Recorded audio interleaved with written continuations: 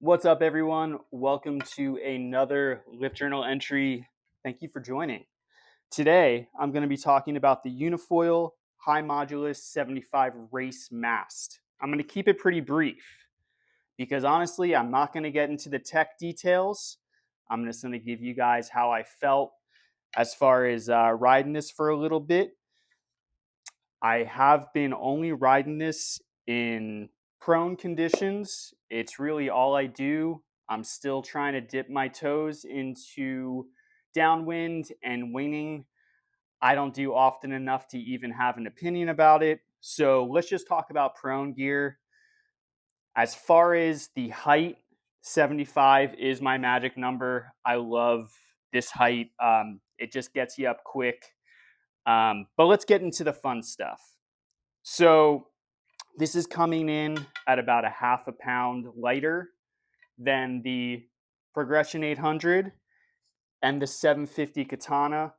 So it's coming in at 4 pounds. Let's talk about what stands out with this mass. It's definitely thinner, which makes it much more efficient. It is significantly faster, in my opinion, than the 750. You can clearly see that it is a smaller version, but it is still as stiff as the 750. So it still feels really good. I personally, I'm like 135 pounds now, and then I'm in a 5 mil, so let's call it 10 pounds of rubber. So at 145 pounds, I do not feel any flex in this mast at all. Just a little disclaimer, just want to let you know, and Unifoil makes it very clear as well, that bigger wings, such as the 200, you may feel some flex. I've been riding it with the biggest wing as the 155. And again, I haven't had any flex. It's felt really good. This is the 4th carbon fiber mast that has been developed by Unifoil. It is obviously the lightest, the strongest for its size in that aspect. And I think it's definitely for you if you're in a weight range that is on the lower side and looking to ride smaller wings. So, with that said, where does the Katana fit in, and where does the 75 high modulus Race Mast? So I definitely don't think that it's going to replace the Katana. The price points are too different.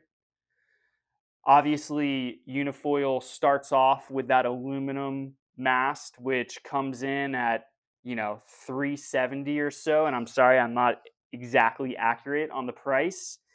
And I believe this is going to come in right probably north of $1,500. I don't recall the price offhand of the Katanas, but I feel like it's somewhere in the north of 1,000. It might be a little less, but Unifoil doesn't tell me what they're doing as far as getting rid of gear, but I don't see a reason to get rid of the Katana. I think the Katana is a fantastic mast. If you're on the beginner to intermediate side, and not to say that I am super advanced at all, but this mast is great. This mast is certainly more efficient. If this mast isn't for you and you're looking for a new mast, they have the 80 torque on the way. It's going to be somewhere more in the range of the Progression 800, but more efficient. It will be high modular. I'm actually super excited for that one as well. I think that's going to be a great mast for when I want to take out the 175 or the 205 Evolution just to kind of like putt around. So absolutely stay tuned on what Unifoil will be releasing. They got a lot of great stuff. Super psyched to talk about everything. And also want to give a huge shout to the best leash makers out there, Kahohi.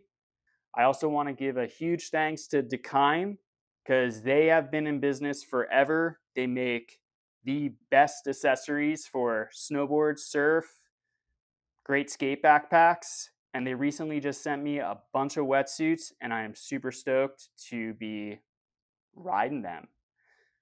You can get all of this stuff, including foil drive, Unifoil, Decine, all that stuff. Green Hat Kiteboarding, New Jersey.